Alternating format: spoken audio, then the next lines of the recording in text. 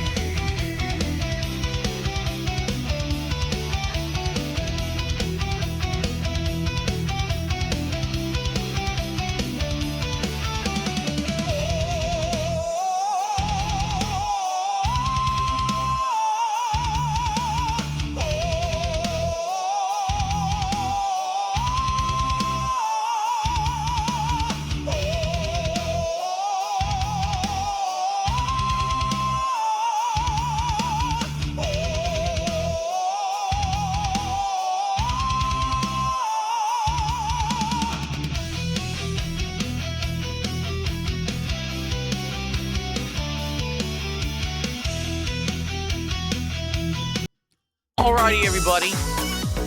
How you doing? I hope you're doing well. Welcome to the show. It is Wednesday, the 11th of March, 2026. I'm DSP, and this is the Level 1 podcast. I hope that you are ready for some chill fun, because that's exactly what I'm bringing you today here on the show. As we discuss various hot topics that you guys have wanted me to talk about for a bit, finally and notably, we can get talking about Hollow Knight versus Silksong. Everyone's been asking me for a month and a half, what's the better game? What do you like better? Do you like certain things about one over the other? And the answer is yes. But you have no idea what that means until I specifically address points, do you? So, on today's show, we will do that. I'll tell you about what I actually think about the games and comparing the two. But also, after a huge launch on Steam, yesterday I decided to play Slay the Spire 2. What's all the hype about? Is it good? Is it my style of game? Well, we'll talk all about that here on today's show. Plus, there's a lot else going on. In fact, one of the questions that you guys have asked me over the last year or 2 years was that with the rise of, what's it called, Leverless joysticks, meaning joysticks for the fighting game community that don't have an actual joystick on it. It's just kind of a box with a bunch of buttons. They're becoming all the rage. They're becoming way more prominent within the fighting game community, in the competitive circles. And people have asked me, hey, would you ever, consider adopting something like that? Well, I think today we'll look at it because I actually saw a posting that there is a new joystick now available for pre-order that's like right up my alley, but I'm debating really getting into it or getting into the investment. We'll talk about all this stuff during today's show. It should be a fun time, okay? So, good morning, everyone. How are you all doing? I hope you're doing well. I'm doing well. I'm excited for today's show, and I hope that you are too. It's been a great week. For the record, the first half of this week has gone extremely well. Whether it was me playing Hollow Knight and continuing on with the end game, chilling and trying to survive in RimWorld, making major progress in Dragon Quest, doing some indie game variety. Yesterday, trying out Slay the Spire 2, or last night's Street Fighter 6 stream, which went surprisingly well, which I didn't expect. But man, I won more than I lost, and I actually gained master ranking points. Wow. It's been a really good week. And I hope that you guys are enjoying it as much as I am. Notably, we're really not doing anything much new besides Slay the Spire 2. The good news is, even when there's not big, virally popular AAA games like Resident Evil Requiem going, we still have a great time, right? We still chill. We still enjoy each other's company. I still hang out, play games, have fun. That's what it's all about. And we're going to do more of that for the second half of the week. In fact, no exaggeration, the second half of my streaming week is a copy-paste of the first half. Finishing Hollow Knight today. Tonight, chilling in RimWorld. Tomorrow, more Dragon Quest VII, and then more indies on the late stream. And then Friday, my second helping of Slay the Spire 2 and Friday Night Fights Street Fighter 6. Now, rest assured, next week, there will be a lot more new content. And what I mean by that is that we're going to have the release of a new DLC character in Street Fighter 6, Alex from Street Fighter 3. I will be using him probably all day long when he releases, so we'll see how that goes. And later on in the week, there's the release of Crimson Desert. This is the new game coming out from the makers of Black Desert Online, and you heard what I just said, online. It's an MMO. So they've done the MMO thing, and they converted their MMO into a single-player game, and everyone is wondering if it's going to be any good. You know, no one has any reviews of this thing out yet, and there's a lot of questions. There's a lot of uncertainty. Can someone convert a MMO multiplayer game into a single-player and actually make it a good game?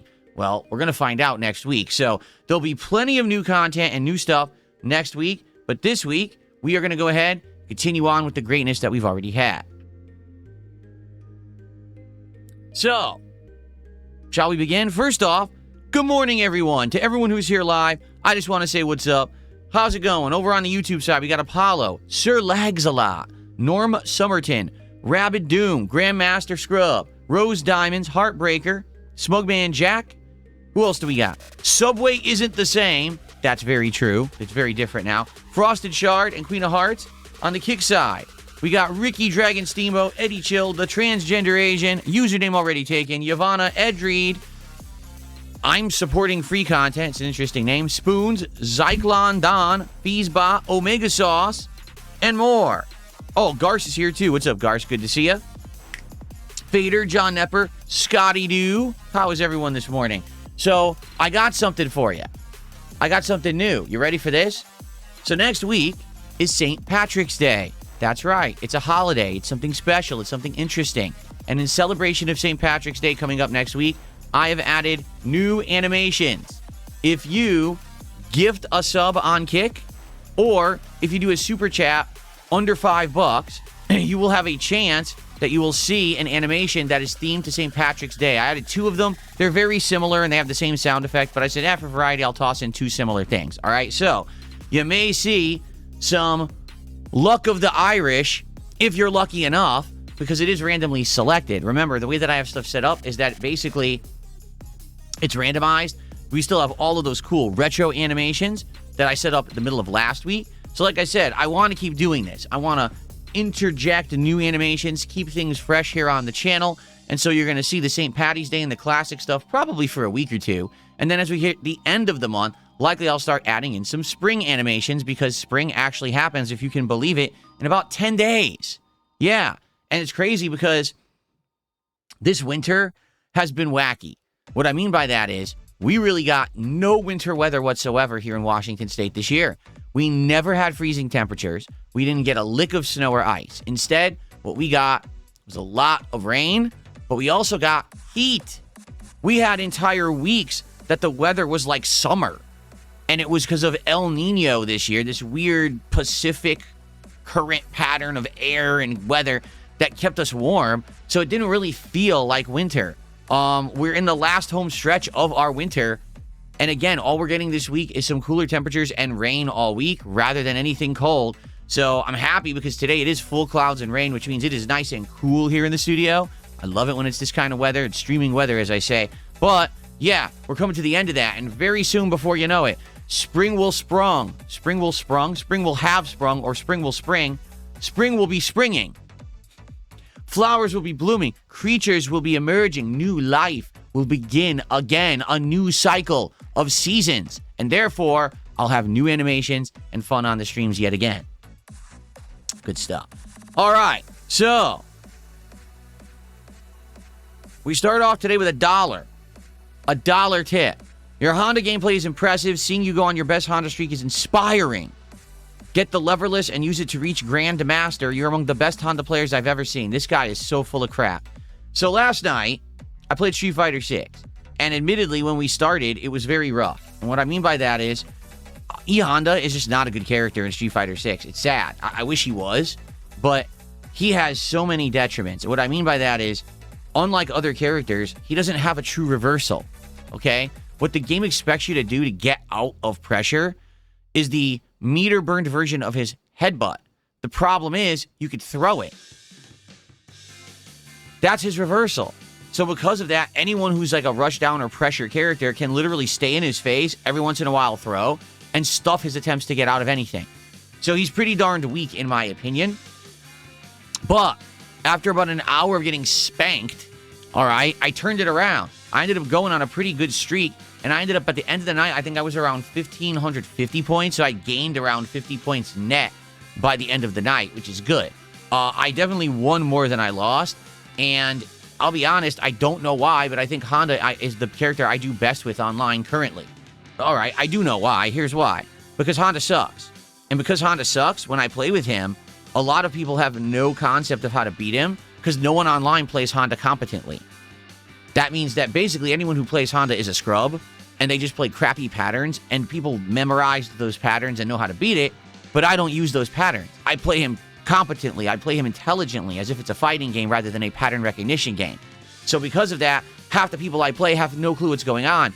I was playing people that were like over 1,500, almost 1,600 points, and I was beating them 2-0. Meanwhile, I'd play against the pattern play Cammies, and they beat me easily, even the low-ranked ones, because Cammy beats Honda clean. Like, all her stuff beats almost everything he has, and he has no way to really get out of her pattern garbage. So, it was actually an interesting stream last night with me actually bouncing back and doing well. We're going to do Friday Night Fights again on Friday night, and I'm wondering, should I pick Honda again? Should I stick with him and try to climb the ranks? Or do people want variety? Should we do Dalsim? Should we do Blanca? You know, I'm curious. I don't know what to do, but we'll probably talk about that when we get closer to Friday. Maybe we'll do another poll. Now, since we're on the topic, okay, we might as well just talk about this now and get it out of the way, because this is one of the topics that I wanted to talk about today, okay? So, FYI, okay,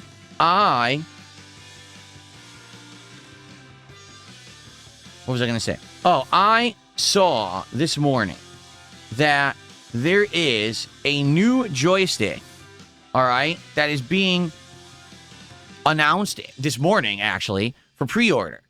And this joystick is right up my alley, except it's not a joystick, okay? What do I mean by that? So Victrix, the company who I have their joystick, it's this Rolls Royce of joysticks, they called it, right? It's made of aluminum, has RGBs all over it, okay? It works with both PlayStation as well as PC. I love the joystick, although I'll be honest, the joystick itself, the stick, was not that good, and it kind of wore out and broke within about a year. So I replaced the joystick, I replaced the buttons, and now I just love the body of the stick. I think it's really sleek. I love how it feels.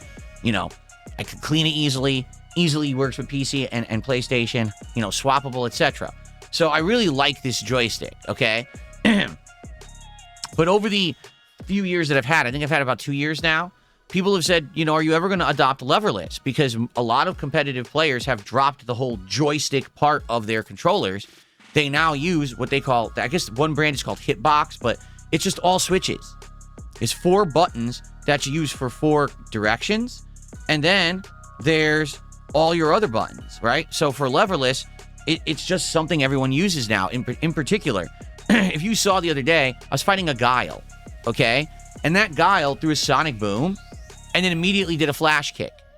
And you might say, how did that Guile throw a Sonic Boom and then do a Flash Kick? Well, because when you use certain controllers, it's much easier to retain a charge and do 2 moves back-to-back like that. And he probably, honestly, was using Leverless. I think he probably was, because that's actually kind of a tricky tactic people have been using with charge characters, is when you use Leverless, you can retain a charge while doing other moves. So, I've been debating it, for a couple of years. Should I try Leverless? Is there something that I should do? I've been on joystick my whole life. I grew up playing in American arcades where it was American-style joysticks, which, for the record, are very different than the current joysticks everyone uses. The American style were very tall, and the handle wasn't a ball top, but it was this big, almost like oblong, weird, oval-shaped. And the switches inside were dramatically different from the switches that we also use today. Today, there's little micro switches. Back then, they were big, chunky ones. The response time wasn't as good. It was very different. Then, at one point, we all realized the Japanese-style sticks are actually superior, and everyone dropped the American style and basically never used them again. But with Leverless, you can get even quicker responses. Okay? Seriously. You can get even quicker responses by just pressing a button down rather than pulling in a direction. It's much easier to hold and then roll your fingers or hold and release than it is to go with a joystick like this. You'll just get a better response. I can see, I've pictured in my head playing on a Leverless, meaning you put your 4 fingers down on 4 buttons and you say, if I'm going to do Shoryuken, you go daloop, just like this, daloop, and you press a button. Daloop, that's Shoryuken. You see? But the thing is, if I were to do that, if I were to get a Leverless joystick, okay, it would be a big investment.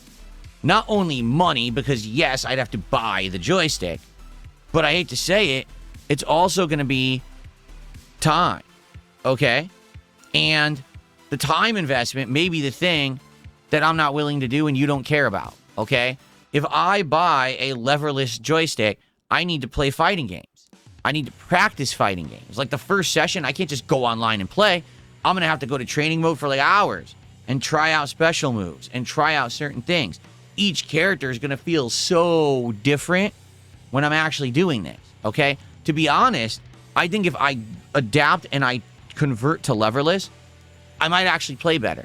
Reason being, if you haven't noticed, I've said this a few nights now, I just seem to have problems pulling off certain things for some reason. I'm in the middle of a combo with Honda, and I hit with the chop, I drive rush, and I go chop, push, because you got to do the push to do the combo.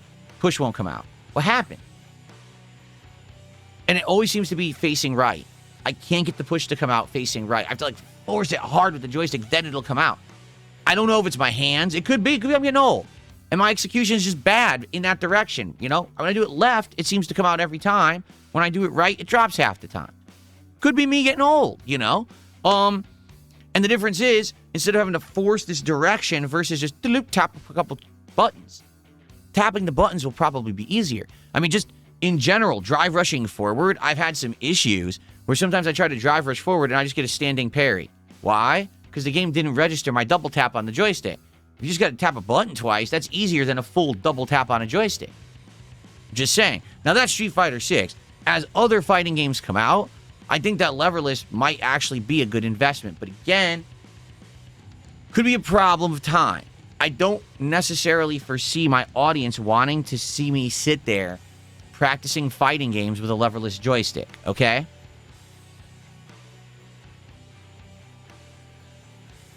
So I actually saw this announcement this morning that Victrix actually has a new joystick now available for pre-order that's right up my alley. You want to see it? I'm going to show it to you. And the funny part is I'm going to show you the new one that's available for pre-order. Then I'm going to show you the ones that already exist. And I'm going to show you how funny this is. Okay, you ready? So here we go. Here is the brand new joystick that was announced this morning. It is called the Turtle Beach Victrix. That's right, Victrix got bought out by Turtle Beach, so now they're Turtle Beach Victrix. Pro KO Leverless Fight Stick. Street Fighter 2 Championship Edition. Yeah, the game I grew up playing. It's kind of right up my alley, okay? Capcom and PlayStation officially licensed for PS4, PS5, PC, hot swappable RGB switches, and ergonomic. So to show you this thing, okay? It is sleek. It is slim. It's actually smaller than the one that I have right now. It's actually weighs less and it's sleeker, okay? It has what's called hot swappable switches, meaning since there's no levers, these are just pop in, pop out buttons. Okay? And you can build your own layout. As you can see, you can remap as much as you want. You can replace the buttons if they die. Okay? Millions of color combinations. Yes, because basically it's RGB. So you can actually use the app that this thing comes with to actually completely map each button to be different colors. And as you can see, it has all of these slots, so you can fill every button, or you can plug up certain holes that you don't want to use buttons in. Likely, this would be my layout, what you see right here.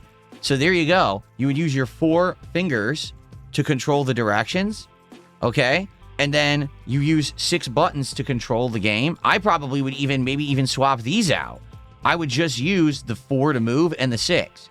And then you can actually color code them all with RGBs. No, I'm not kidding. That's actually one of the major features of this joystick, okay? It's ergonomic. They actually built in a wrist slope, which my current joystick doesn't have. So it makes it more comfortable on your hands as you use it. It's very light. See, it's slim. So basically because of that, it's meant to be more portable, easier to move around. I like my joystick now, but it's chunky. This one's meant to be a slim, portable stick. Tournament ready. And I'm going to be honest. This is what actually has me a little nervous. Okay? You might say, what do you mean? I don't really understand this. They're saying this is a feature that you can lock your cord. And I guess what they're saying is when you're at a tournament, and of course, this is not a factor for me. When you're at a tournament, if you accidentally unplug your joystick during a match, which pauses the match, you lose. It's considered a disqualification. Okay? So supposedly, this is a feature where you lock the USB cable in so it can't be released, so you can't get DQ'd. I don't really understand that because the truth is, let's say you pull, right? And you accidentally pull. You want the cord to release because if you don't, you're going to pull the whole console off the shelf.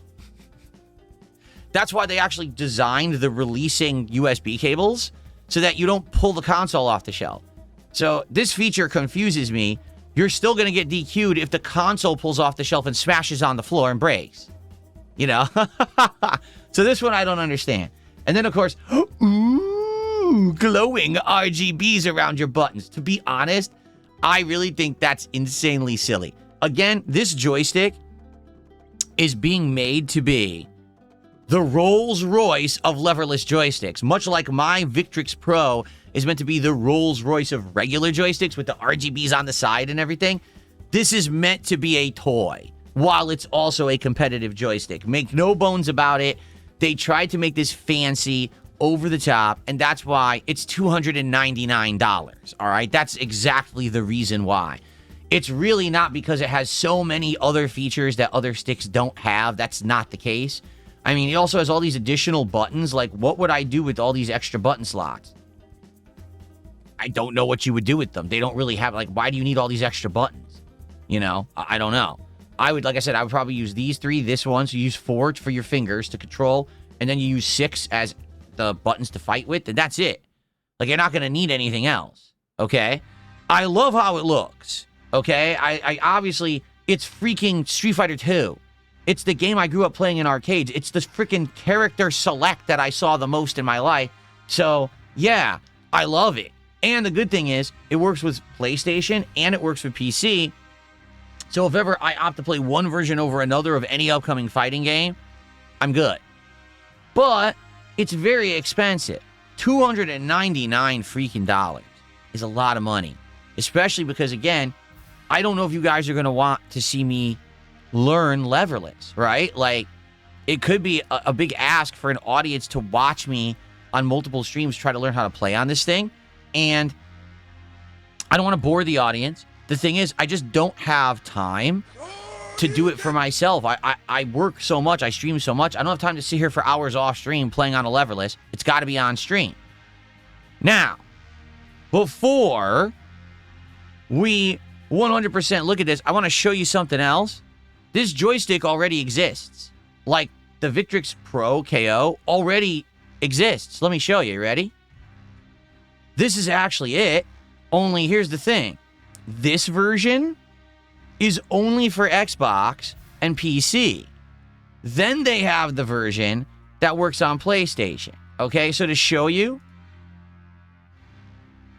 it's actually the same joystick, but the difference here is that, number one, it would not work with PlayStation. I'd have to play everything on PC. As you can see, has the same cable lock, has the same switches. See? Pretty much has all the same features. Arcade vibes, right? Customizable RGB light rings. That's right. It's the same joystick. It's exactly the same. For how much cheaper? $120 cheaper. And the reason that it's cheaper is because it's Xbox only and PC only. It doesn't work with PlayStation. Okay? Oh, I didn't even see this. Look at that. It comes with a little tong thing. So you can move the buttons around easily. That's kind of cool. Okay? So that's the Xbox version. Now, there's actually a PlayStation version that already exists. Here it is. It's the same exact joystick, and it costs $100 more because it's the PlayStation version.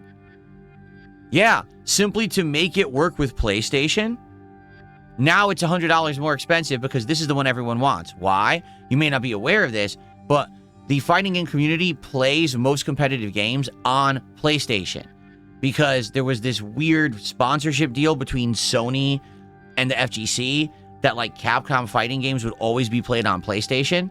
So simply because of the sponsorship deal, everyone wants a joystick that works on PlayStation. So therefore, this one is $100 more for no reason. Literally no reason. So if I commit to only playing fighting games on PC, I could simply get this one and save $100. It's the same joystick. Okay? However, this is the new one. And the reason that this one is more expensive is because it's brand new now with this artwork of Street Fighter 2 on the front. So they are charging you $20 to have blue instead of black and to have Street Fighter 2 on the front. Okay? And yeah, I agree. So let's chat about it for a bit, okay? Before I make any kind of crazy decisions here about this. What do you guys think? I want to get feedback. Would you guys actually care about me learning Leverless? Because people have asked me about this for like 2 years now, okay? And the thing is, it's not about the money. I just want to make this abundantly clear. It's not about the money. It's about the time. Because if I buy that, I need to take time on stream to learn how to use it. All right? And I don't want to say, oh, let's do it. And then I start doing it and everyone's bored. Why are you doing this? You know, it's going to be no exaggeration. Got to go into training mode. Got to mess around. I'll pick different characters and I'll try in training mode. Learn how to play with them.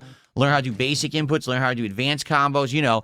And then going online. And here's the problem with going online. Okay? They're going to give me all master matches, which is incredibly stupid. They shouldn't, but they will. So I'm going to be playing master players with a joystick I can't really use yet, and there's no way to learn because that's how Street Fighter matches work. Even if you're doing casual matches, they still give you people of high rankings. So, yeah.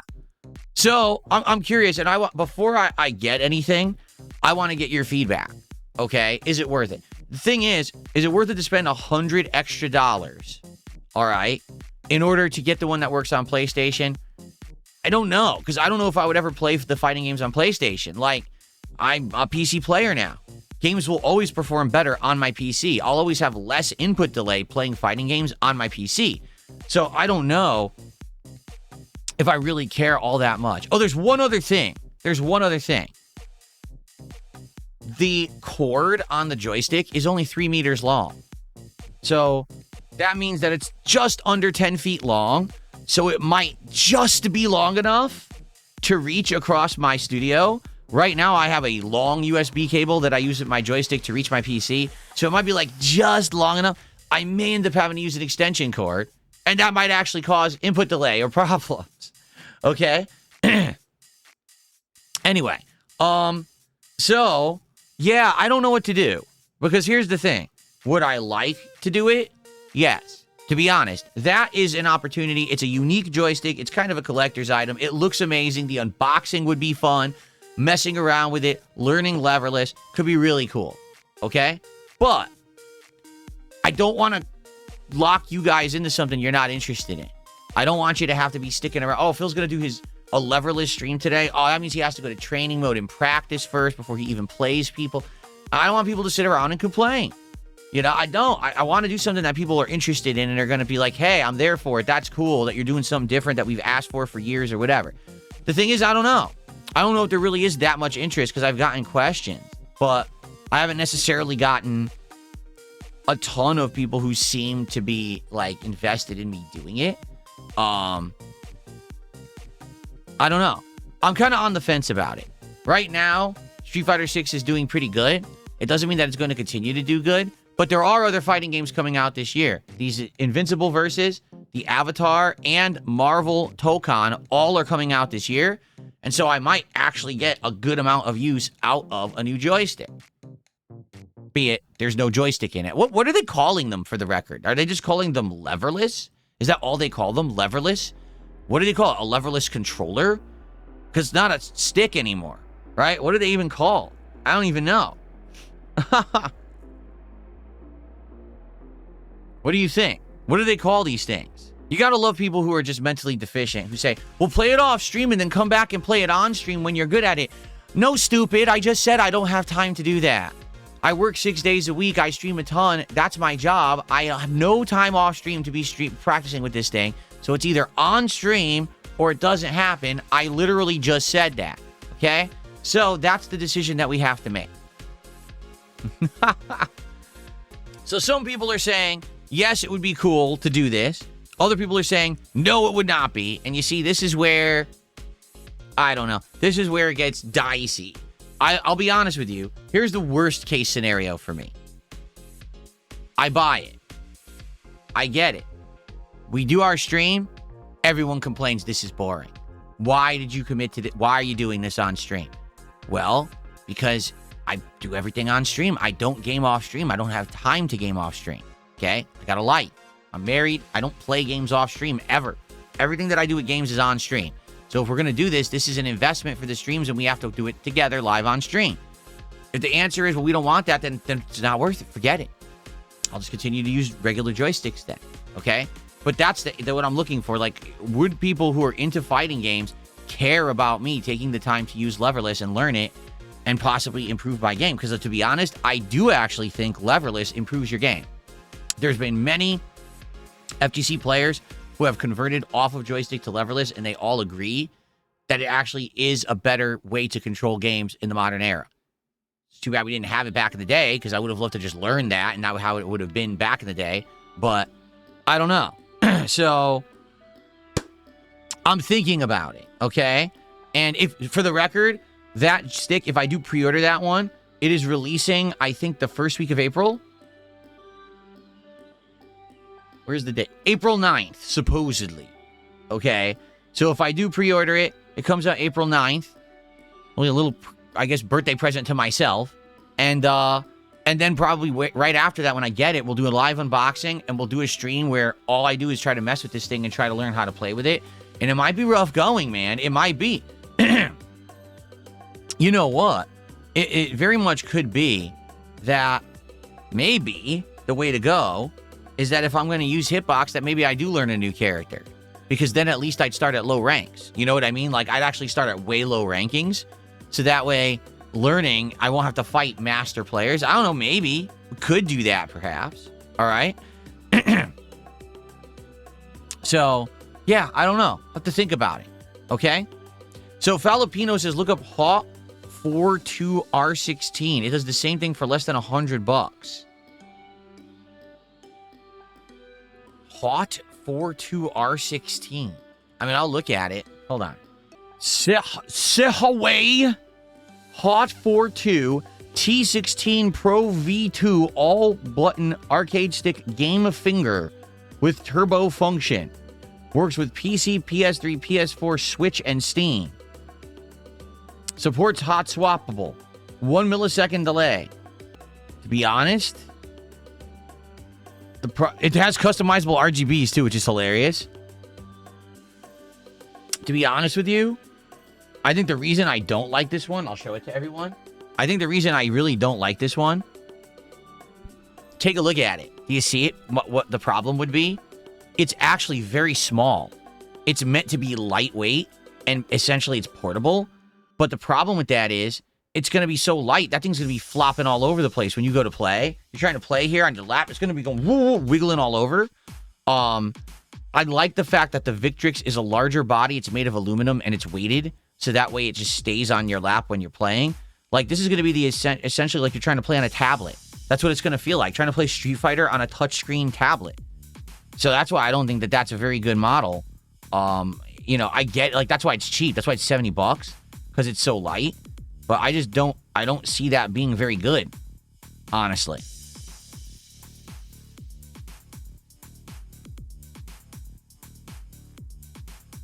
There are variants that are larger, yeah.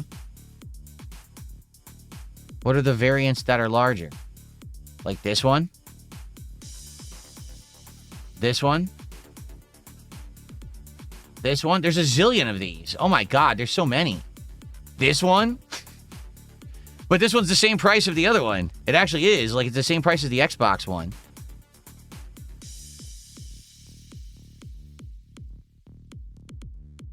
Oh, God. There's so many of these. I'd also have to look into, like, these USB cables is important. It has to have a cable that's long enough. So that could be a concern if it's not long enough. Okay. I'll have to look into it. These are the hot ones, right? Okay. I'll look into it. All right? I'll research this a bit before I make my decision. That way, you know, the reason that I brought it up today, very simply, because that new joystick became available for pre-order. And I was like, oh, that's interesting because it's Street Fighter 2. It's right up my alley. It's like what I grew up playing. It looks really cool based on what I know. And I was considering, you know, oh, that now might be the right time to do it. It seems like this was made for me. You know what I'm saying? But man, that's way more expensive, right? Okay.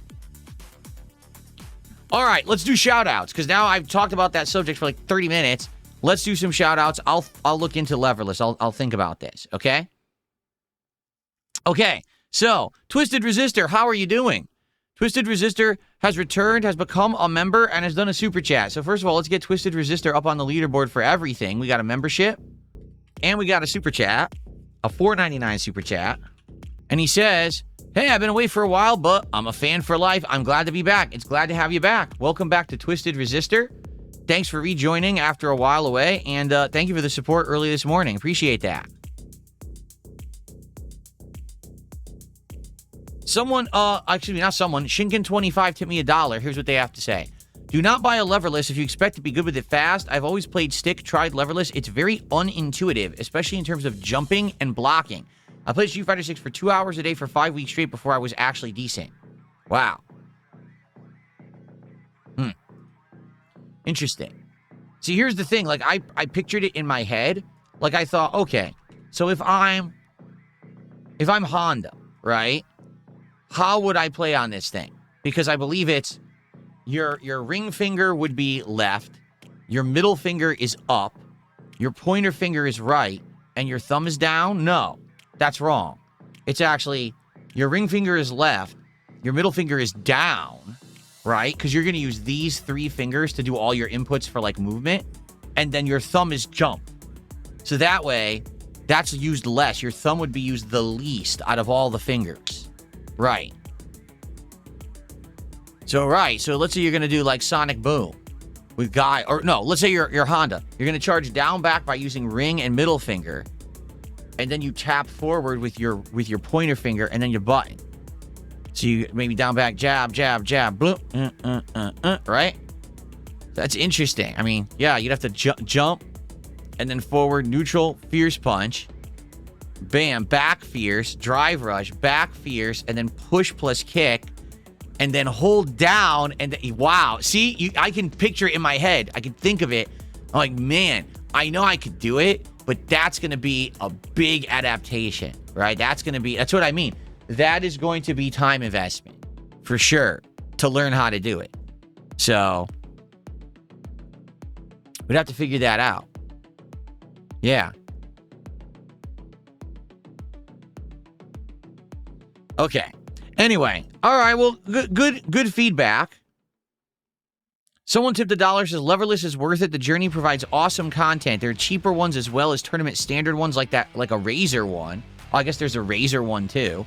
I use mine for fighting games and speedrunning various old school 2D games. So people use them for various different things. Interesting. You use it for like classic stuff too. Huh.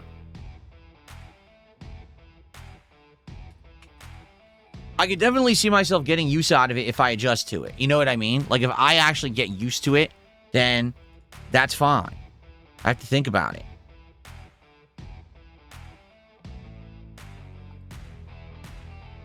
Okay. Well, thank you for the feedback, everybody. Really, thank you. I'll consider it. I'll look into it, and I'll let you know what I'm going to do. I don't know if I'm going to pre-order that one. I don't know if I'm going to get a cheaper one. I don't even know if I'm going to get one at all. It was something to think about and start considering. I just saw it this morning, and I said, all right, I'll have to think about it. Okay? Okay. All right. On to the next subject for today. Okay. Today, I want to talk about what happened yesterday with Slay the Spire 2. Okay? Here we go. So yesterday, I played Slay the Spire 2, which is a game that I never played the original before. I'd heard all about it for years and years, and people had asked me to play it. And I said, all right, I'll consider it, but I never got around to it, right? Slay the Spider. That's a different game. Slay the Spire 2 released on Thursday in early access on PC. And it has done absolutely crazy good. In fact, let's see how it's doing right now, shall we?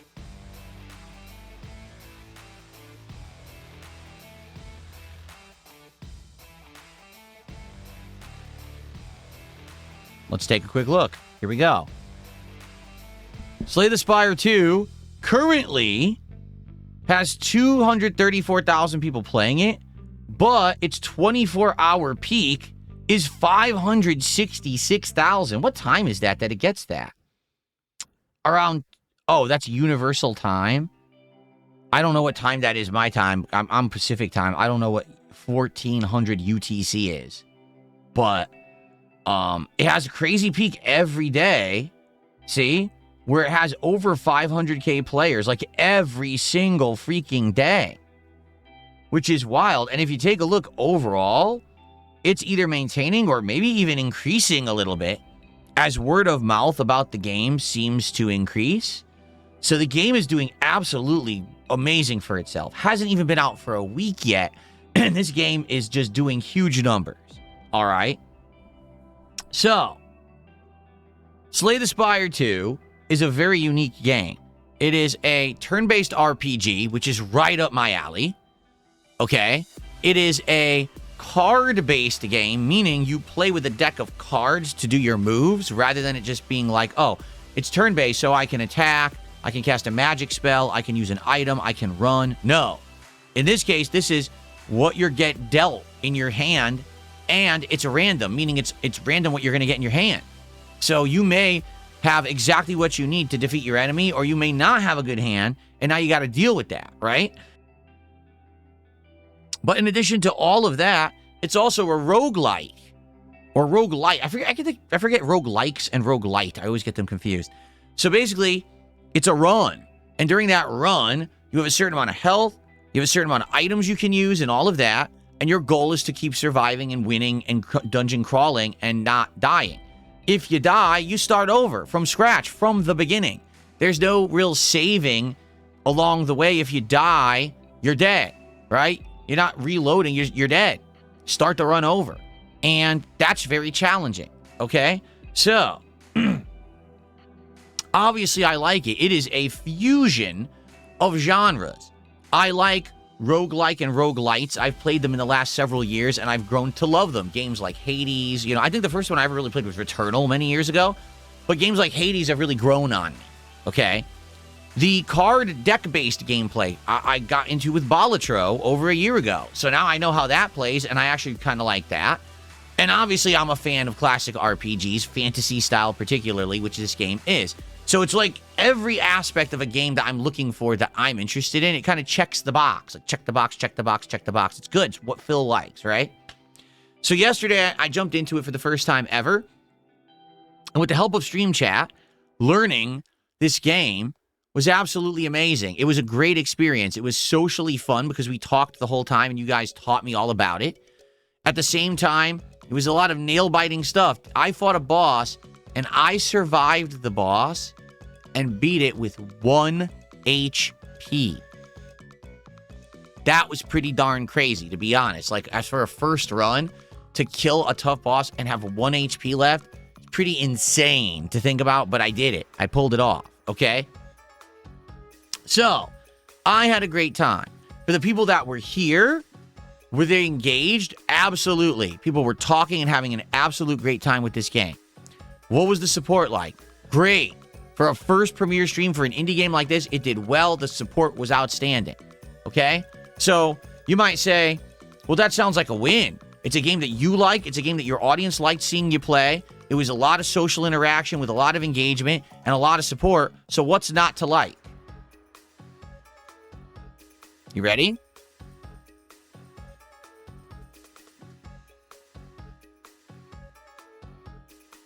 Actually, we should watch it, do it like this instead. This will be a better representation. Here you go. Perfect. Here we go. Ready? Here's what's not to like.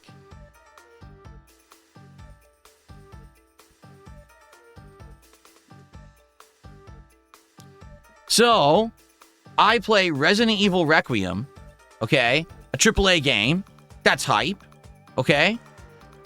I get 8,700 views, 4,000 views, 3,000 views. Now, these, of course, trail off, but you can see this is the best playthrough that I've done in years. Okay? Seriously, I mean it. Like, this playthrough has done absolutely outstanding. Take a look at Slay the Spire.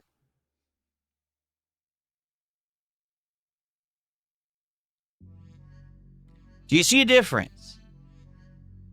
Do you see something that's kind of upsetting? Okay? Now, you might say, well, this is 11 days ago, Phil. You're right. But on day 1, when I played Resident Evil Requiem, okay, and I put out these first 5 videos, because this is what I did day 1 for the game. By the end of day 1, part 1 had over 2,000, almost 3,000 views. And then it just grew from there. Okay?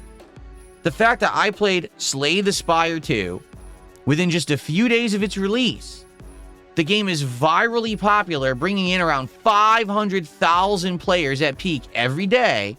Everyone's playing it. Everyone's talking about it. Everyone's hyped for it. I played it, and guess what? I didn't suck. You see these 3 videos? I'm still going on my first run. I haven't died yet. I actually beat everything I came across, learning on the fly, having nail-biting situations where I fought enemies and survived with 1 HP. This is a good run. And I can't wait to continue this on Friday. But no one's watching it.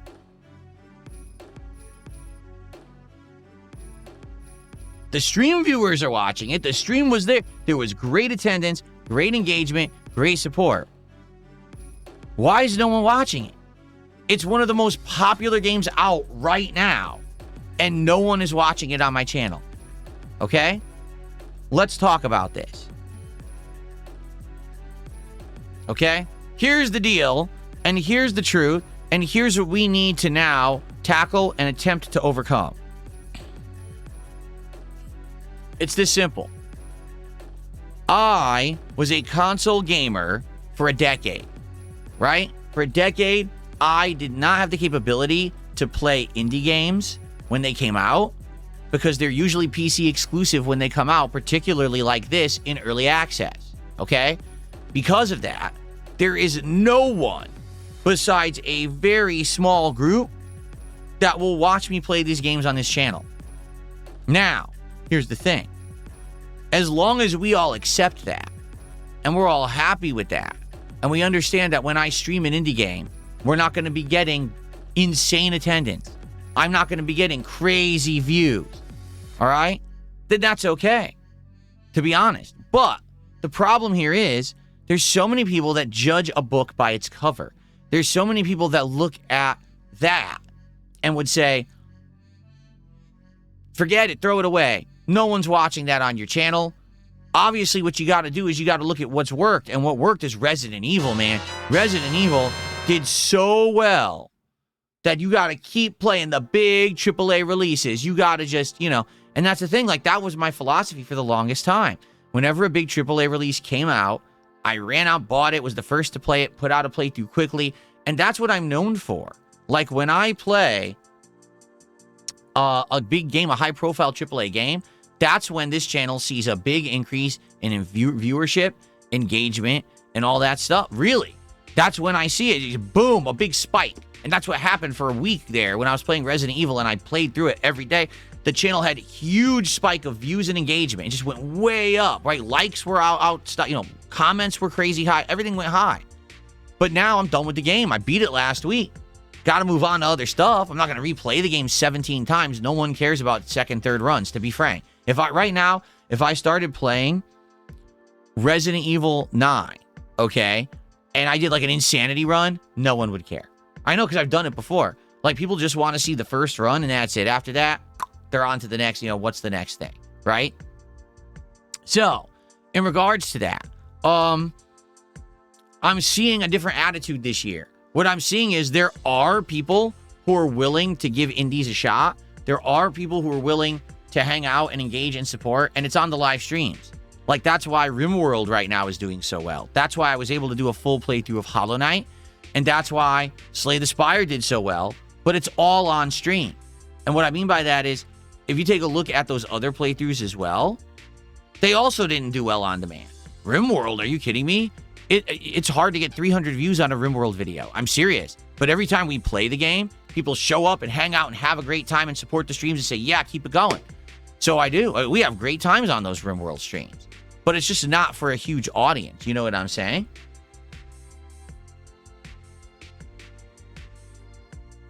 What I'm actually starting to see is a distinct disconnect between being a live streamer and entertainer and an on-demand video creator. Okay? It used to always go hand in hand, but these days, it actually seems like there's a separation now.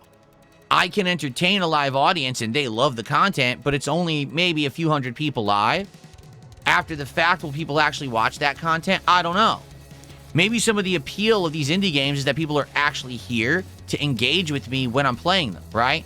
To help me with games like Hollow Knight, Slay the Spire, RimWorld. When I'm playing live, having that level of interaction, that's the appeal. And if you like it, then you support it. But if you're watching it on demand after the fact, maybe the entertainment factor is not there. I don't really know. It kills me because I love a variety of games, right? I loved Resident Evil Requiem. I thought it was a great game. There was criticisms I had of it for sure. I don't think it was flawless, but I really liked it, okay? I really like Hollow Knight. We're going to talk about that in a minute.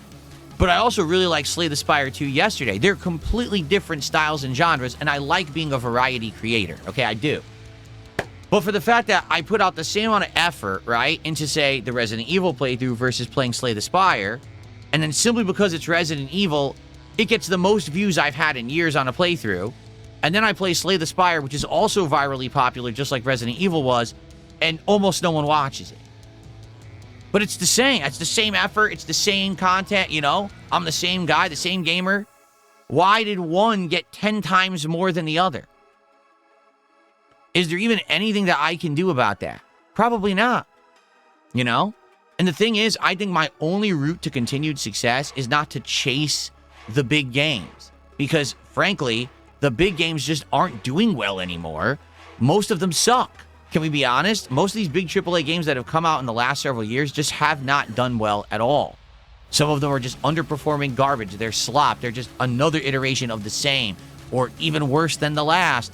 Big budgets don't equate to success anymore. Capcom is actually the diamond in the rough here, where they put out Resident Evil Requiem and it didn't suck. It actually was a great survival horror game that was in line with Resident Evil. It hit it on all cylinders. You know what I'm saying? Like, most of these games that are coming out are not doing well. They're sucking. They're underperforming, and they're not worth anyone's time. If the future is indies, then I think I need to do that. I need to make a focus on that. I need to have people understand that the way forward with games is not to only play the big budget overhyped games because they're just not that good anymore. All right? But that doesn't mean that I skip every one either. Like, I want to play the good ones. But I think it's more of, it's been such a long time that I have not played indie games, right? Haven't. It's been always a focus on AAA because that's what was on console. So that's what I played over and over again. That there's just a group of people that come back to this channel whenever I play something big and hyped. Like, for example, when GTA 6 actually comes out, whenever that may be, I guarantee you I will have huge views for GTA 6. There's going to be people who have not watched my content in years, and they're going to say, I want to see DSP play GTA 6, and they're going to come back just to watch that. And then they might not come back again for another 5 years. But that's how it is. People want to see the big titles and how I tackle them. The little ones are more for people who are big fans of mine, but they're not the mainstream audience. Do you understand? These are more the people that are going to come back every day because they just like me. They'd see me play Slay the Spire. They'll have me see me play a bunch of random indie games off Steam. They don't care what I'm playing. They just want to have a good time. So it's okay that a game like Slay the Spire isn't doing big numbers, but I just want to explain to you why it's not. Because it's not what the kind of people, like the casual viewer, isn't going to come in randomly to say, oh, let's see Phil play this indie game. They don't even know what it is. You know, that's a dedicated PC gamer knows what Slay the Spire 2 is. And that's okay. All right? It is. It's okay. But the way to success is going to be finding the stream audience that likes what I do and will be here to hang out and support me every day, as opposed to trying to chase the big numbers. This is, I hate to say it, this is what Rings of Redemption just doesn't get. Okay? Every day on his streams, he says, oh, I'm so upset because today on stream, I could only get like 200 viewers and I'm really chasing 400 or 500. I can't understand. The viewership doesn't mean anything. Okay? It doesn't. It doesn't mean if you have 100, 500, 1,000, 10,000. It doesn't mean if you have 100, 1,000, 8,000, 20,000 views on a video. Okay? What you need is an audience that is happy, an audience that is engaged, is liking what you're doing, is interacting with you while you're doing it, and will then say, hey, because I like this so much and I'm having a great time, I'll support it. A business that has 1,000 happy customers will be more successful than a business that has 100,000 unhappy customers. That's just the truth. But that's what a lot of people don't understand when it comes to content creation. They just chase the numbers, and that is a dead medium of success. It is. There's very few people who are ever just going to hit big numbers and stay there and always be on top just for the sake that they're popular. They do exist. You got people like Burnt Peanut right now that are smashing it every day with views just because they're popular. They'll turn on the stream and be like, why is this popular? Because it is. Because somehow it got there, and now it's going to be there. But most of us are never going to get to that level. Instead, we have to strive to find that niche, that little corner, that little group that we can entertain and have a good time with every day. And that's what we got to focus on. Providing maximum value and entertainment for those who like us. Not trying to appeal to the masses, because guess what? I'm never going to appeal to the masses. The masses are brainwashed against me, thinking that I'm some kind of a jackass who isn't good at games, who just sits here begging for money all day. They all believe that because they don't watch the content. They just watch the highlight clip because they're ignorant. The masses are ignorant, okay? You're never going to please everyone. But what you can do is find those people who are willing to give you a chance, who are willing to see the real you, to actually watch the content you put out, and if they actually like it, focus on them, make them happy, success. That's how I'm crushing it right now. Exactly right. That's exactly how I'm successful right now. And that's what I have to keep doing. So, if I play Slay the Spire 2, and we're getting people on the stream, and the people are having a great time, and they're supporting the stream, then I'm going to keep playing it. I don't care that the video's got 300 views on them.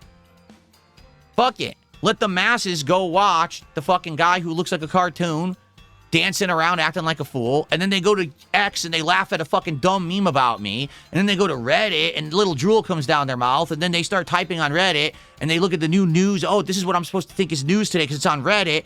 And then they go to Instagram and they watch some fucking influencer sell them product and they give money to an influencer, right? And then they go to fucking TikTok and they do a TikTok dance. These people are fucking monkeys. No one should care about them. There's millions and millions of them. They mean nothing. What I care about is the intelligent people who are watching me and actually care about me and want to be here every day to have a good time. People who have a few brain cells that fire every day and they feel like using their heads rather than just being a fucking automaton in a big construct that's just there to pump money out of them. You see? Smart people. That's the kind of people that I like spending time with. There just aren't a lot of them these days. Okay? So, for the smart people who actually like content for what it is, come on by and enjoy Slay the Spire 2 later in the week. There probably won't be a lot of us, to be frank with you, and certainly it's not going to be a mainstream appealing game like Resident Evil Requiem was, but I think we're still going to have a good time with it. And I'm going to continue to try to entertain that audience that's going to allow me to be successful. Okay?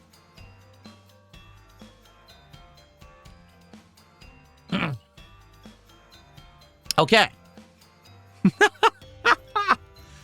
Alrighty. So I've talked about that now. Thank you to Secret Rain for a $2 super chat. He says, I hurt my bicep at the gym. I'm sorry to hear that. I am sorry to hear that. If you're at the gym, I would hope that you're in a controlled environment. You're using the machines and it's more safe. You know, for me, the reason I get hurt when I work out is because I'm just using free weights in an uncontrolled environment, right? I have a far less than ideal situation. You know, I don't even have, like I said, the reason that I actually hurt my leg is because I was doing a workout without the proper thing. I'm not even, like, secure on the floor, and I'm trying to do it, like, whoop, oh, God. Pulled my leg now, right? I hope you feel better, Secret Rain. Thank you for the super chat. Caterade just did a $5 super chat. He says, if you want the truth about a streamer or a YouTuber, just go to the horse's mouth. No one will do that. Okay, I take that back because that's an unfair overgeneralization. Very, very few people will do that. Why? Because that takes effort. And most people on planet Earth are lazy.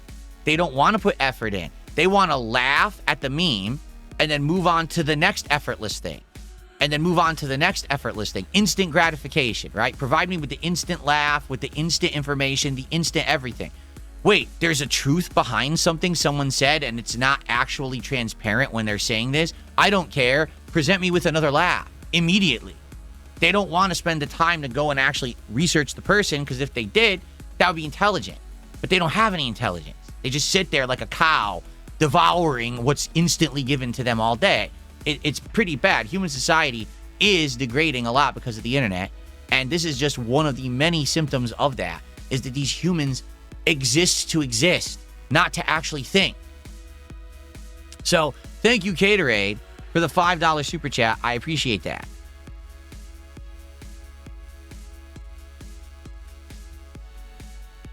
Yes, I do listen to myself. And if you are listening to this and you're saying, oh, this sounds, not good, it's because you're one of the idiots.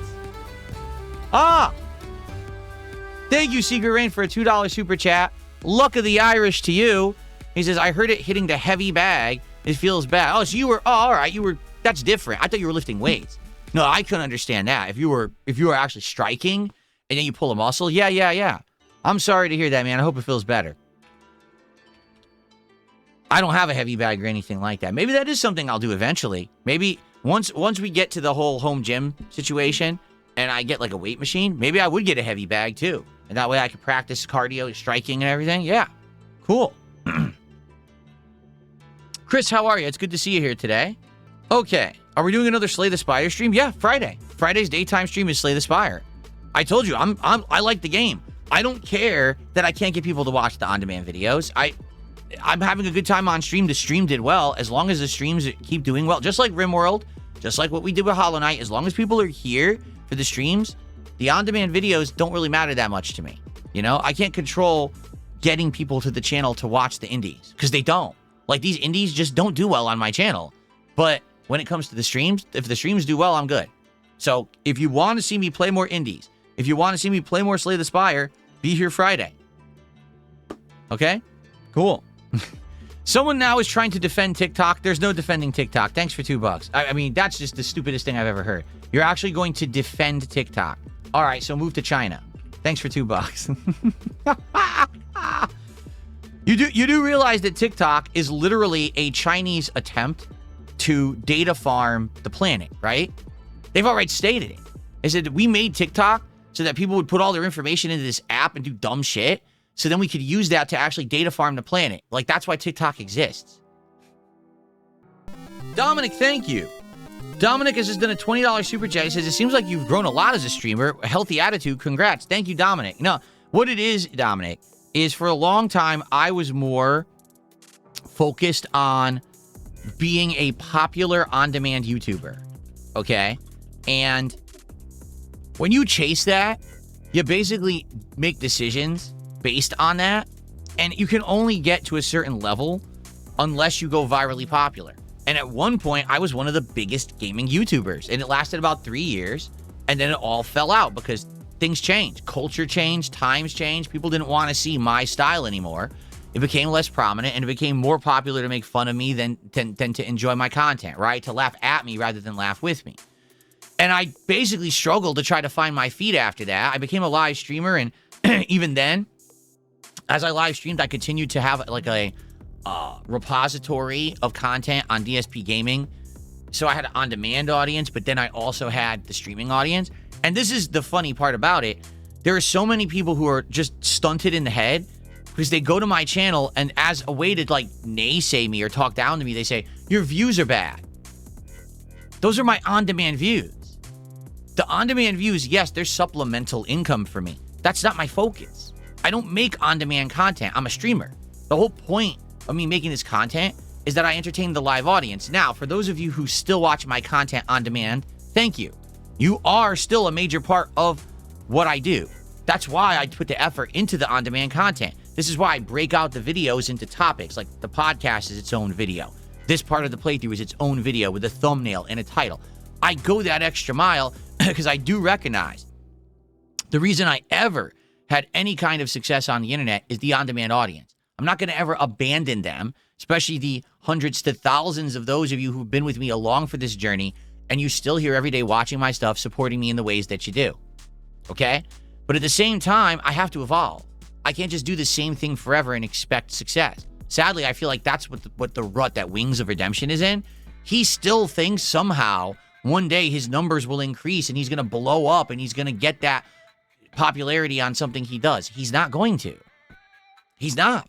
And I kind of accept that too. Listen, every once in a while, I'll have a Resident Evil Requiem playthrough. Every once in a while, there'll be a GTA 6. And then all of a sudden, my channel will get a burst of success again.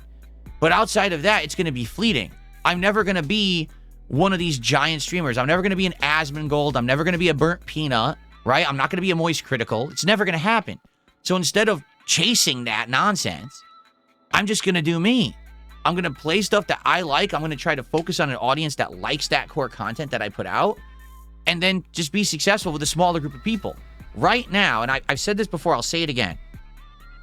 I am more successful right now than I was when I was an on-demand YouTuber and I was prominent back in the day. I mean that. Right now, I'm in a better position now than I was back then. But people don't want to believe that. But they're idiots. They're jealous morons. They want to sit on the internet and laugh at the meme and believe that DSP is down, bad, and broke and a begging bum and all of this. None of it is true. But they feel better about themselves to believe that. Because I have changed my strategy to focus on the individual who likes me and to do the content that people will be here and engage and support, I'm successful. I'm happy. And I'm doing well for myself.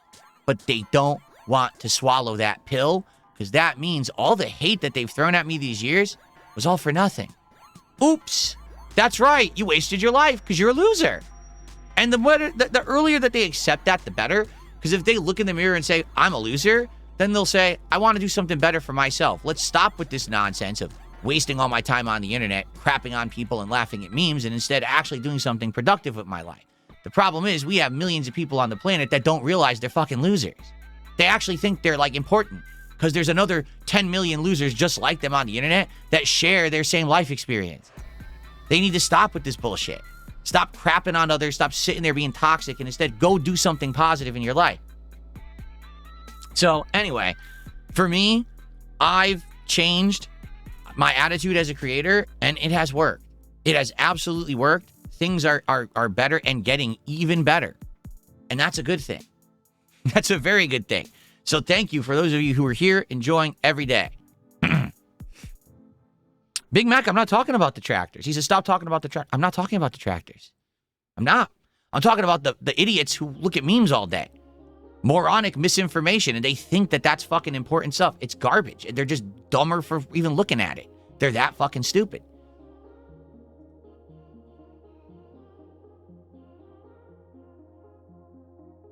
Someone just tipped $2. Oh, Google farms information, Amazon farms information. Okay, thanks for $2. They actually thought I was going to read their paragraph. Okay, now on to our third and final topic for the podcast today. Ladies and gentlemen, I have come to the end of Hollow Knight, the first game, okay? So, to be clear, to make this abundantly transparent, okay? I played the games in backwards order, all right? Originally, I did buy and play Hollow Knight, and that was months ago. Excuse me, that was years ago. That was way back during like a marathon. It might have been like a Halloween marathon or an Indies marathon. I don't actually remember, but I know it was a very long time ago. And I played Hollow Knight, and you know, it was very tough. I remember playing through, I was like, ooh, it really does feel like a Dark Souls level of difficulty combined with a Metroidvania. And I think I died a bunch or whatever. I think I did take out the first boss. And basically, after that, I said to the audience, hey, if you guys ever want to see me play this kind of game, I'd be down for it. Now, keep in mind, at this point, I was not a PC gamer, right? I was a console gamer. I was limited to playing games on console. Well, what does everyone want to see on console? Big AAA games. So now we go back to the line of talk we just had, that for the longest time, I was the guy only playing the AAA, and that's why when I played Hollow Knight that first time, I don't think it clicked. I actually don't think anyone really cared because they were like, what is this he's playing? Never heard of Hollow Knight, right? So, after years and years of this game being out, because it came out in 2017, like I said, I probably played it like 3 years after, right? It was probably like 2020 or something when I played it. I don't remember specifically. We had always known that there was going to be a sequel. It had been advertised, you know, it had been, hey, it's in development. But everyone kind of thought maybe the game's in development hell, right? Because you don't know, you know, an indie studio like that, what's really going on. But in truth, what happened was they were just developing a masterpiece. And they were just working on it, unbeknownst to everyone, kind of just keeping to themselves, rather than every step of the way being transparent about how far they were in the game and telling everyone about every you know, milestone that they hit. Instead, they just kind of kept it quiet, and it actually became a meme on the internet that there would be another Summer Game Fest or another E3 or another Game Awards, no information about Silksong, right? And then all of a sudden, boom, they dropped it. It's coming out very soon. So get ready for Silksong later this year. This was last year for the record. And basically when that happened, when it finally was announced Silksong's coming out, people asked me, Phil, are you going to play Silksong? And I was like, well, I mean, you guys didn't want me to play the original Hollow Knight. I bought it. I own it. Like, I have it. I could play it right now. But you guys never asked me to go back to it. So why would you want to see me play the sequel? And that was kind of the answer that I had for you. And then what happened is, over time, stuff changed. Like, people just kind of like, yeah, you know, it's looking really good. And maybe this would be an opportunity for Phil to play something different outside of his comfort zone or whatever. And so you guys kind of like kept chipping away on me all last year. Will you play Silksong? Will you play Silksong? I said, well, here's the deal. If I'm going to play Hollow Knight, I should start with Silksong. Reason being, that's the hot new one. That's the one everyone's going to want to see. No one's going to want to see me go back play the first one. They're going to want to see me play the new hotness, right? And then, hey, if the new hotness works out, and if everyone likes me playing it, then I would consider going back and playing the original. But I was very skeptical, and the reason I was skeptical was pretty justified. Over the years, the 17 plus years that I've been a creator at that point, almost every single time that I tried to play a Metroidvania on my channel, it didn't work. And this is including games like Ori and the Blind Forest, and others. I forget some of the names of them because I did try them over the years and never did they work. In fact, the only Metroidvania that I had ever played that really had resoundingly worked was Metroid Dread. And I think that's because I had outright told everyone, I'm skipping it. Metroidvanias don't work. And then people were just really wanting to see me do it. And they said, we will commit to showing up and supporting the streams if you do it. And they did. Like, I mean, I can't naysay at all. I can't say nothing. Those people showed up and they absolutely positively supported those streams. And I really appreciated that they did that for me. Okay? So, finally, Silksong's coming out. And people are saying, are you going to play it? And I'm like, well, if we can have a situation similar to what happened with Metroid Dread, then I would play it. But I'm not convinced that that's going to happen, to be honest. I think that, like, this game, particularly because everyone had been rumored that Silksong was going to be really long. Like, Silksong was going to be like 40 to 60-hour Metroidvania. This isn't like a 20-hour experience you can get through in like a week or two. This is like a giant investment of time. Okay? Well, guess what? Silksong came out, and I started playing it. And admittedly, when I started playing it, I wasn't good at it because I'd never really played a Metroidvania in a million years, and I certainly had never played one of that level of challenge and magnitude. But I stuck with it, and I kept learning, and I kept improving, and I kept persevering, and I kept doing better and getting better, and people kept showing up. People kept engaging with the content, explaining the concepts of the game to me, allowing me to understand exactly what was going on. And to my surprise, people were supporting the stream. And I'll be honest, did the playthrough do tons of views? No. Did it do poorly? No. It kind of was in the middle for me. Like, it was decently viewed, those first 10 videos or so of Silksong. So I said, you know what? Streams are doing good. Videos doing all right. Let's continue. And it ended up being an incredibly lengthy journey. Right? I went through every single part of Silksong. We did Act 1, Act 2, and the secret Act 3, beating every boss, taking on every challenge, every objective. By the end of the game, I had done almost everything. I think there's like maybe one or two things I didn't do that were very tedious and time-consuming, so I didn't platinum it. But I was like that close, right? So, had a ton of fun with Silksong. Absolutely, positively loved it. Had ups and downs. I mean, I played it so much and so hard, I got a callus on my thumb from the platforming segments, okay? So once we finally completed Silksong, which took months, like we started playing it, what was it? September, October, whenever it came out.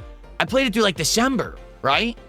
Finally, people were like, that was absolutely amazing. We are so happy that you gave Silksong that time.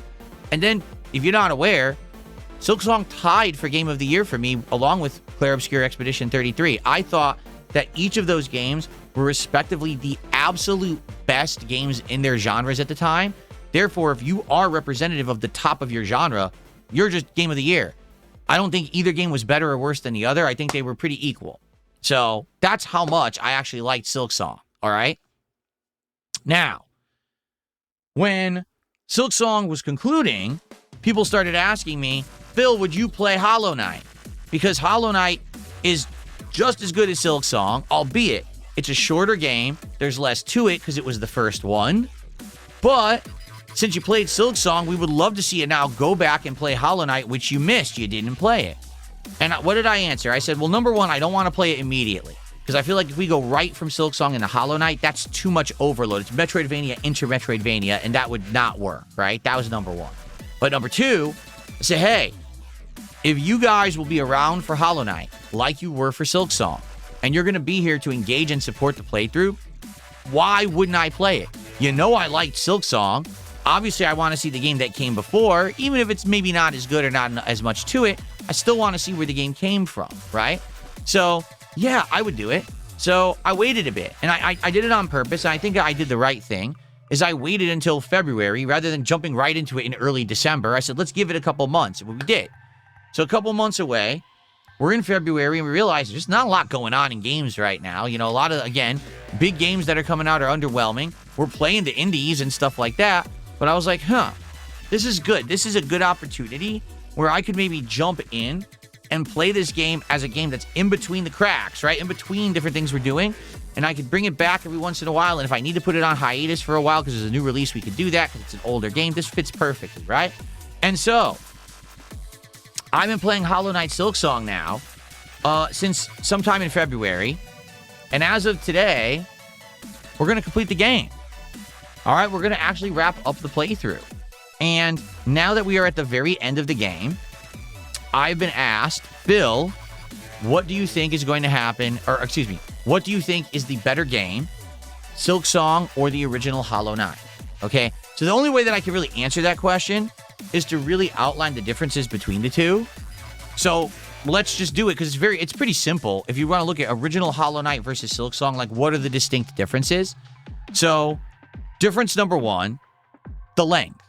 Okay, I'm about to complete Hollow Knight Voidheart Edition, which is Hollow Knight plus its DLCs. And the playthrough's around 25 hours long. I think by the end of today, it'll probably be like 27, maybe even less, probably, you know. So that's pretty good length for any kind of an indie game, right? Silksong, I believe the playthrough was like 60 hours, was it not? In fact, here, let me take a quick look just to answer that. To actually see the exact length that it was.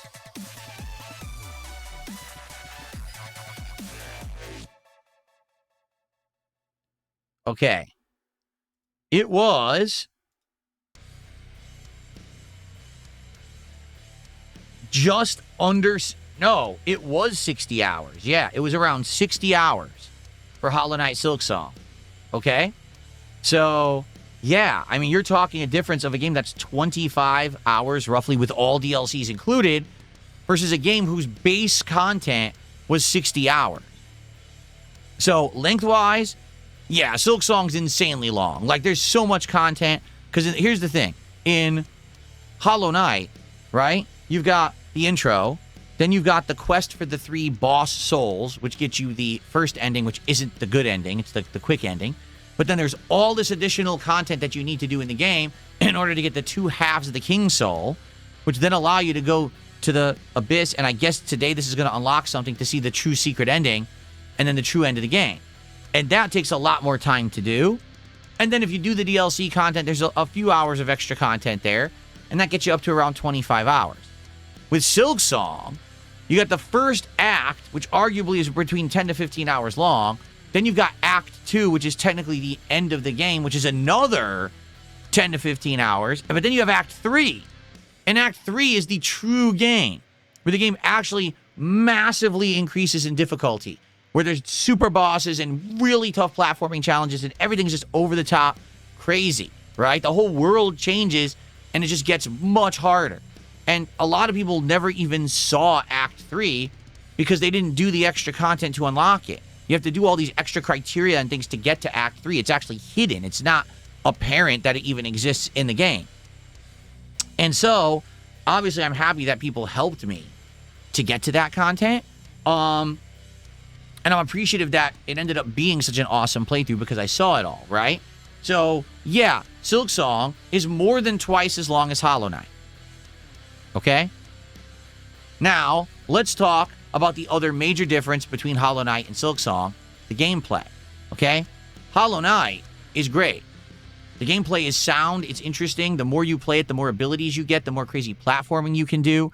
The better your combat becomes because you get the longer strikes, you get quicker strikes, you get more damaging strikes, you get new magic spells. The magic spells actually get buffed or get better, right? And therefore, the more you play Hollow Knight, the better the game gets, right? But it is pretty limited. And what I mean by that is, as you play the game, all right, you get to a certain point and you've kind of seen it all, all right? Playing Silksong, that game is, I feel, meant for multiple playthroughs. And what I mean by that is because Silksong has all these crests, right? In Hollow Knight, your abilities are based on the, like, lockets or trinkets that you equip. I forget what they're called, brooches or something. I forget exactly what they're called. But in Silksong, you have entire builds based on crests, and each build feels completely different, right? When you're playing as witch type versus hunter type versus another type, they all have different abilities. Faster strikes, longer strikes, the ability to bounce differently for easy platforming, more projectiles and or magic spells. It all feels different. And the more that you play the game, you realize, man, I'm at the end, but I could have played this again with a different crest, and the whole game would have felt different to me. Maybe a certain boss type would have been easier, but then another boss type would have been harder because I had a different crest, right? So, just by the way that the games are built, Hollow Knight is more simplistic. Silksong is way more complex with the way that you build your character and you control Hornet versus the way that you control the Knight in Hollow Knight. And then lastly, Silksong itself, because it's a more complex game, is way more challenging just by the way it's built. For example, in Hollow Knight, most enemies only hit you for 1 damage. You can only heal for 1 damage, and healing is slow. So the real challenge of Hollow Knight is platforming and managing combat, where you're going to eventually learn a boss pattern, and whittle down their health, but also find holes and gaps in the fight where you can heal, right? If you hit a boss enough in Hollow Knight, they get stunned, that's your opportunity to heal. Not to strike more for more damage, but to heal because there's almost no opportunity to heal in the game because the healing is so slow. In Silksong, they made it way more action-oriented. First of all, Hornet moves faster and just is more continuously free-flowing in movement than the Knight is. She can continuously run. The wall jumps, the aerial moves she can do are just more free-flowing than what the Hollow Knight can do, or the Knight can do. In addition, she can heal for more than 1 health, and her healing can be nearly instant. However, the catch and trade-off of this is that almost all the harder stuff in Silksong does more than 1 damage to your health bar. So yeah, you're faster. Yeah, your builds are more robust and more varied and more interesting. Yes, you are a more hardy combatant, but at the same time, you're going to take more damage. So there's kind of the trade-off there, right? So if you were to ask me right now, what's the harder game? The answer is simple, Silksong. Silksong is most definitely the tougher game because there's just more variety in the bosses, more challenging challenge rooms, more tough objectives to complete and to overcome. It's just a harder game, but they give you more tools. They give you more crests. They give you the ability to heal more than once. The healing is faster, right? You actually feel more powerful and more empowered playing as Hornet in Silksong than you do as playing in the Knight in Hollow Knight, all right? World design and locations, Silksong just has more variety. It does. Like, Silksong has more color, more variety, more locations. It's a much bigger game. So everywhere you go feels like, wow, what a great handcrafted, unique area. Whether you're in the frosted peaks or the lava-filled caverns, the sewers, the place that's like a freaking museum, the place that's like a castle, you know, I keep going on and on. Every place feels unique and different, okay? And that's a great thing. With Hollow Knight, to be honest, yeah, a lot of the places in Hollow Knight feel samey. They do. You know, I couldn't determine if I'm in the city or if I'm in this undercity catacomb or if I'm in the street that's next to the city. A lot of it does feel kind of the same. Now, there are unique places too, all right? But yeah, the locations aren't as varied, okay? And honestly, Hollow Knight, playing it the order that I did, playing through all of Silksong, all right? All 3 acts, all the challenges, all the super bosses, and then going to Hollow Knight, it pretty much trivialized a lot of Hollow Knight. Like, you could tell there was a lot of things in Hollow Knight that were meant to be challenging, but there just weren't to me because I had already beaten Silksong, which was the much harder game. So I'm not down-talking Hollow Knight in any way. I think Hollow Knight is a great game. I think it's actually a really great sound game. Tons of quality, tons of content. Absolutely amazing and absolutely worth everyone's time to play. Even today, even though it came out 2017, it's now 2026. If you never played Hollow Knight, you absolutely should, especially if you like a Metroidvania.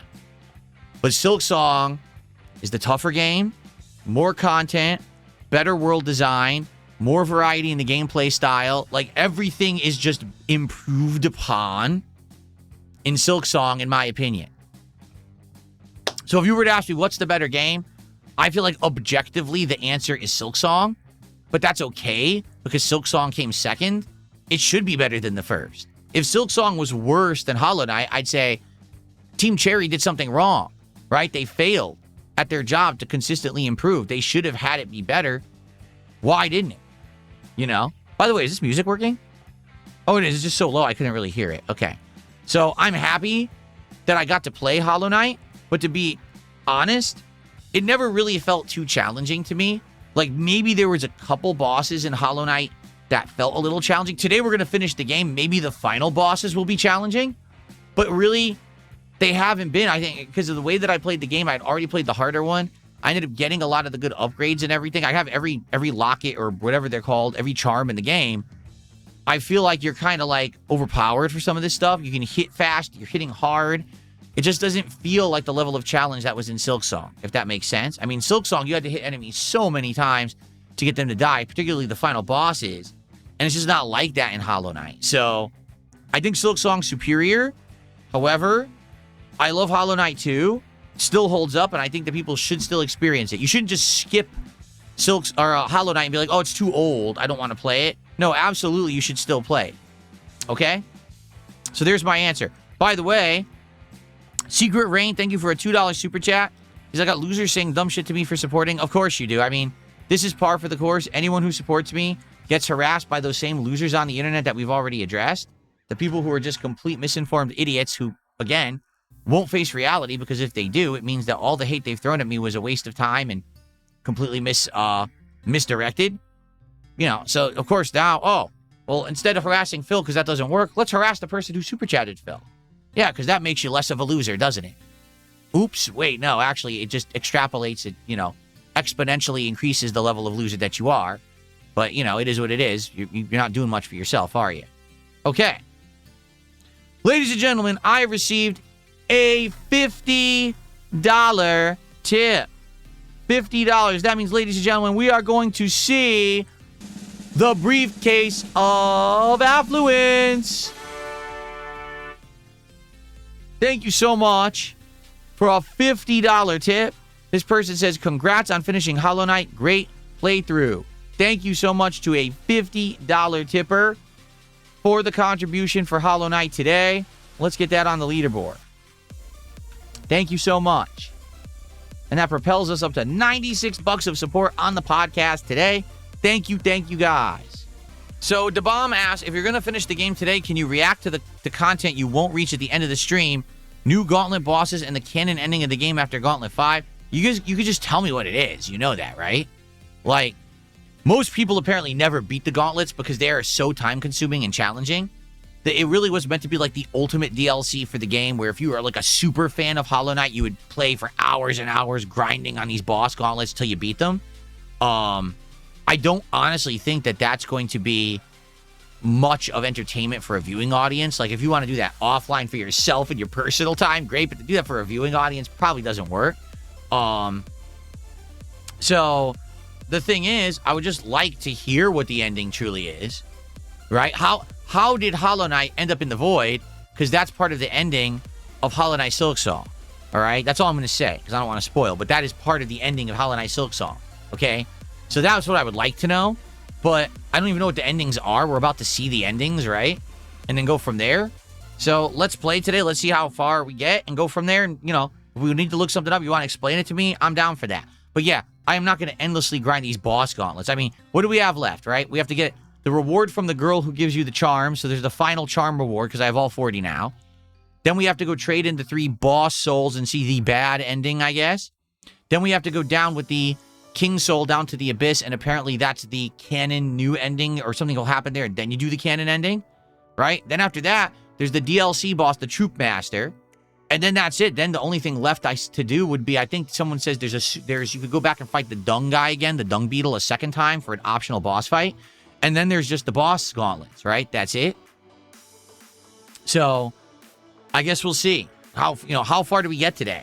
But I think we'll have time for most of that. I don't think that anything's going to be too tough. So, okay. All right. So, folks, we have a little bit of time before we end the show. Let's open up the chats to Q&A. Okay? Please tag me in either chat if you want to talk. Let's do a little bit of talking and see what's on your mind, and then we'll go from there and get into Hollow Knight's conclusion. All right? Path of Pain because I have the regen charm. I mean, we could, but there's no reward for it, nor does it have anything to do with the story, right? It's just meant to be like the ultimate platforming challenge. So that would be like if we do everything else today, then we would go back and do it. But again, I don't really foresee myself doing it when there's no point, you know? And people have actually said that the platforming challenge in Silksong was just as hard, which we've already beat. Why not just play the game? I've been talking for 2 hours. I've been talking for 1 hour and 36 minutes. That's how long the podcast has been going. And it's because I'm doing a podcast, so I'll talk during the podcast. It would be pretty boring if I just sat here and didn't talk during the podcast, wouldn't it? Would I ever consider doing an ASMR stream? I mean, probably not. Unless there really was real demand for it. I wouldn't even know how to go about doing it. I guess I'd have to talk like this the whole stream. Because you guys love deep voices, right? You found them very attractive. You get very excited. You get goosebumps when I talk like this on stream to you, right? There you go. Okay.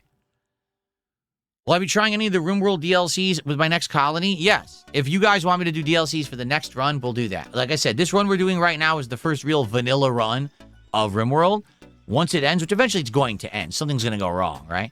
The next run, we could do DLC, whatever you want to do. The bomb says you'll see the bad and good endings that are in the base game, but not the canon ending that's at the end of the DLC gauntlets, which does have a substantial difference. Okay. Do a hot tub stream? No. What's the difference between the morning show and the podcast? Intelligence. Because if you understand the difference, you're intelligent. If you don't understand the difference, I'm sorry. Was I serious about playing Symphony of the Night? Yes. Am I going to play it soonish? No. I'm going to do the same thing that we just did. We're going to take a break from Metroidvanias once we beat Hollow Knight so that we can do more variety and other things. And then after a while, when we feel like it, maybe we need something for the schedule, I would consider doing Symphony of the Night. I've always wanted to play Symphony of the Night, 100%. Now, will people actually show up, engage, and support if I play Symphony of the Night? That I don't know. That remains to be seen. But I've wanted to play Symphony of the Night for a while now. When will we decide the next DSP tries it? I don't know. I honestly haven't thought about it. The DSP tries it this week has done terribly, horribly bad. To give you some perspective, I put it out on Monday night. It is now midday Wednesday, and it has 497 views. That's one of the worst performing DSP tries its I've ever done in my history. And we did dessert. We did nothing bunt cakes, which people had nominated and said that they wanted. They just don't want to watch it. So I'm not sure what we want to do for the next DSP tries it, but whatever it is, it has to be something that people would actually want. So, whether that's, something fast foody again, or I don't know. But I want to do something that people actually want this time. So we got to talk about it and figure it out. Like, do you guys know of anything new that just released in fast food that people would want to see me do? Do the Silky Gems thing you showed me? I don't think that's going to work. First of all, they're way expensive for like pieces of candy with gummy inside and filling. The fact that they were charging like so much money for them, it seems pretty ludicrous. It does kind of feel like a almost like a scam item. Like they present it like something luxurious and it's really not. I don't think anyone's going to care about that. Again, the real appeal of DSP Tries It is one of two things. Either I'm trying something that's like a nationwide item that tons of other people could try as well in tandem with my video. So like if I'm trying a brand new burger at McDonald's, or if I'm trying a new kind of taco at Taco Bell, you see my review, and then based on it, you decide if you want to go see it for yourself because you have a McDonald's or a Taco Bell right down the street from you, right? So that's definitely a part of the appeal of the series. Or if I'm doing something so unique, like a local business that's just so different from anything else, or in tandem with that, something that's just plain bad. Anytime that I do a review that, oh my God, the McDonald's Adult Happy Meal is an insane ripoff, it sucks ass, and watch my video where I tear it a new butthole, that will do well. That'll do numbers and people will like it. But outside of the commonality of doing something that's like local to everyone or the negativity, it just doesn't really do that well. Like I said, I tried something different with this bunk cakes. No one cares. No one's watching that. DSP Tries It. I think I'll be lucky to get 1,000 views on that one over time. If it's been almost 2 days and I only have 500, that's not very good because most views should come in within the first 24 hours and they just have not. So, yeah. So, does anyone know of anything new going on right now in fast food that you guys would like to see me do? then I'm all ears. Outside of that, I don't have any ideas right now for DSP Tries It. I literally haven't given it a thought yet. Not really caring that much. No, we don't have Raising Cane's out here. No, we don't. We also don't have Dave's Hot Chicken. Like, all those chicken things are just not here. There's a couple of places in Seattle that are like that, but they're in Seattle. That's an hour away from me, so I can't get that stuff. Yeah, this is disgusting. The stuff they have at Taco Bell right now is just not very good. It's the chicken bacon ranch chalupa that has like cheese on the outside of the shell. It's disgusting. It looks like there's like fried skin or boils on the chalupa. It's absolutely revolting. And then they've got the same salted caramel empanada with apple, I think. That's the one that I had when they had the Decades menu and it was empty and disgusting. But now they have a chocolate empanada that looks equally disgusting. So like everything there is just bad. And it's like, if I know it's bad, I don't want to waste time on it. Like here, I'll spoil. Here's the episode of DSP Tries It. The chicken bacon ranch cheese covered gordita. Okay? It's fucking terrible. It's disgusting. There's the episode. I don't need to do it.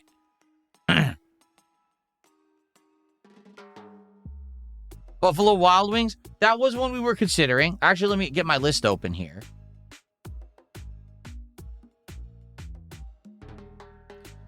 Let's see what we had. So the bunk cakes we did. Let's get this the hell out of here. There was Papa John's Pan Pizza and the Blondie Brownie. There was Buffalo Wild Wings. There was also Baskin Robbins ice cream. But like I said, if we're going to do something like that, we should wait until like the summertime. I'm not going to be doing that now. Maybe Buffalo Wild Wings. I just don't know if it'd be any good. But we could try it, I guess. How much you want to bet it'd be way overpriced? I feel like that place is going to be like a ripoff. Yes, try Dole versus Chiquita Bananas. I hate to tell you this. I couldn't even do that. Our local grocery stores out here don't have that selection. They have two kinds of banana, right? They have the non-organic and the organic. That's it. It's not even like, oh, we have two brands of banana. They don't have that at grocery stores.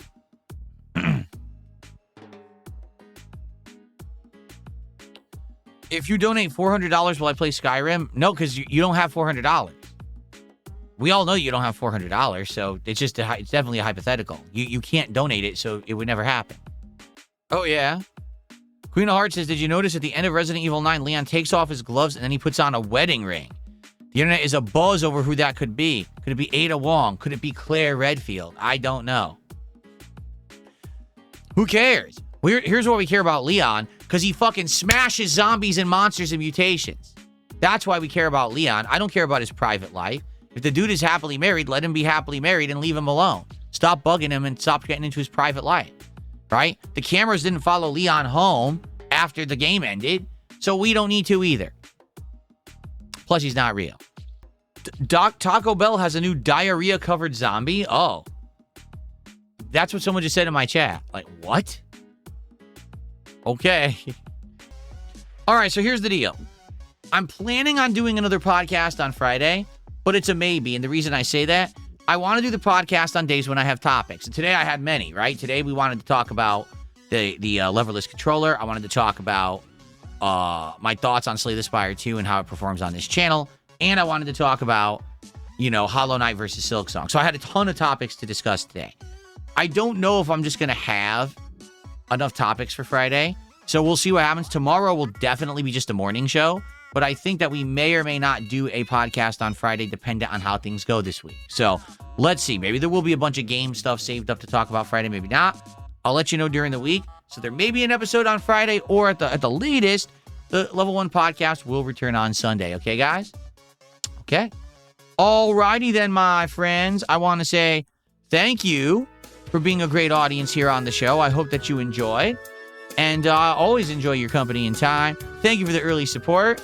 And I will see you when I see it, whether it's Friday or Sunday. You know it's going to be a good return when the Level 1 podcast comes back to DSP Gaming. See you soon, everyone. Bye-bye.